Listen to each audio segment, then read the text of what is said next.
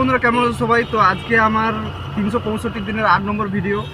তো আজকে তোমাদের একটা পার্থক্য দেখাতে চাই যে ওয়েস্ট বেঙ্গল আর ব্যাঙ্গালোরের মধ্যে কি পার্থক্য থাকে। আমাদের ওয়েস্ট বেঙ্গলে আমি একজন ওয়ার্কার হিসেবে যেটা দেখাতে চাই তোমাদের, যে একটা কোম্পানিতে কাজ করলে কি হয়, যে 15 মিনিটের রাস্তা আমরা হেঁটে হেঁটে বা কোনো এই বেশিরভাগটাই হেঁটে হেঁটেই যায়। তো আজকে ব্যাঙ্গালোরে এই দেখো আমরা ক্যাবে যাচ্ছি, এটা আমাদের ব্যাঙ্গালোর রাস্তা, এই দেখতে পাচ্ছ। তো এটাই হচ্ছে আমাদের পার্থক্য। তার মানে এই নয় যে আমি ওয়েস্ট বেঙ্গলকে আমি ডাউন করতে চাইছি, আমি শুধু পার্থক্যটা তোমাদের দেখাতে চাইছি যে আমাদের ওয়েস্ট বেঙ্গলের অবস্থাটা এখন কী পরিমাণে দাঁড়িয়েছে। তো ওয়েস্ট বেঙ্গলের একই মালিক স্টাফকে কাজ করাচ্ছে, আর ব্যাঙ্গালোরেও একই স্টাফকে কাজ করাচ্ছে।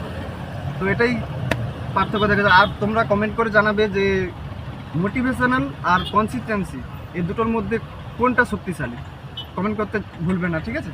তো দেখা হচ্ছে পরের ভিডিওতে।